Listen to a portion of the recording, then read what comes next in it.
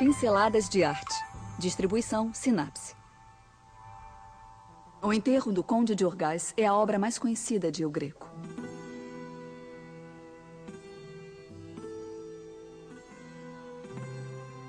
No lenço deste menino, o filho do pintor, lê-se a inscrição que nos mostra quem é o autor do quadro. Feito por Dominicos Theotokopoulos. Também aparece a data do nascimento do menino, 1578. Jorge Manuel mostra com o dedo que devemos olhar. Santo Agostinho e São Estevão estão prestes a depositar o corpo do suposto conde no interior do sepulcro. Santo Agostinho, o primeiro grande teólogo da igreja, pode ser reconhecido pela mitra episcopal. São Estevão leva a casula de diácono. Os diáconos são os ajudantes durante a missa. A cena bordada na parte inferior de sua vestimenta nos lembra como morreu, apedrejado.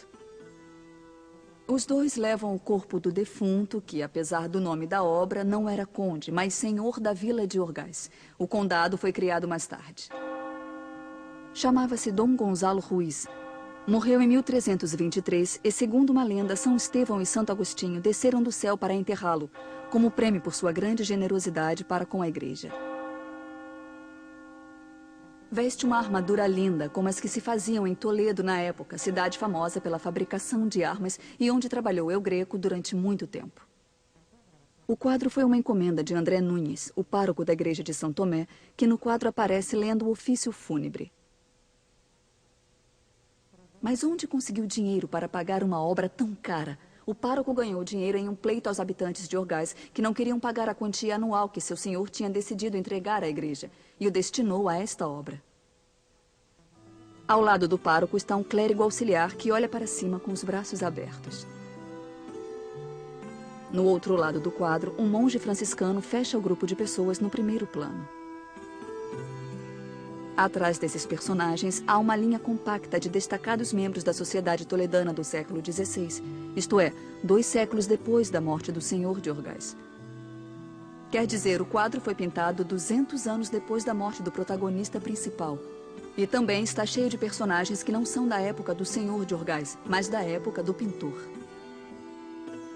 Reconhecemos, por exemplo, a 3 nobres da Ordem de Santiago, como revelam as cruzes vermelhas que ostentam no peito.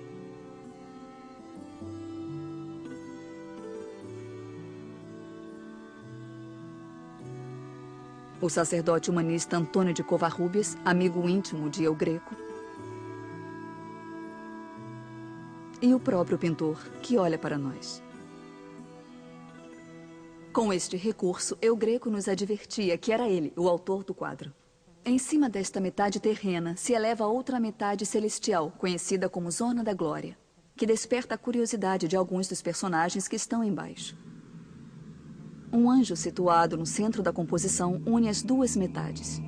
Leva a alma do defunto. A alma adota a forma de um bebê, porque naquela época era assim que se representavam os mortos que iam diretamente para o céu. Acima do anjo, e formando um triângulo, se levantam a Virgem Maria, São João Batista e Cristo, vestido com um sudário branquíssimo.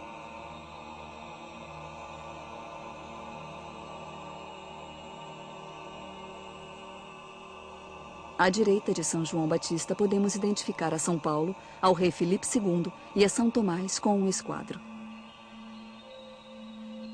A presença do monarca espanhol, que ainda não tinha morrido, entre esses santos era provavelmente um reconhecimento. Filipe II lutou muito pela unidade dos cristãos, sobretudo contra os protestantes.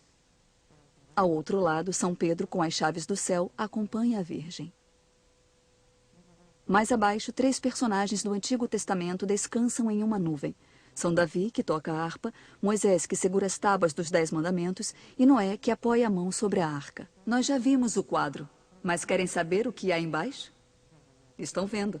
É a autêntica tumba do senhor de Orgaz. Desta forma, a obra tem um significado ainda maior. Obrigada, Greco, por essas pinceladas de arte. E já sabem, vocês têm um encontro marcado com o enterro do Conde de Orgaz na igreja de São Tomé de Toledo.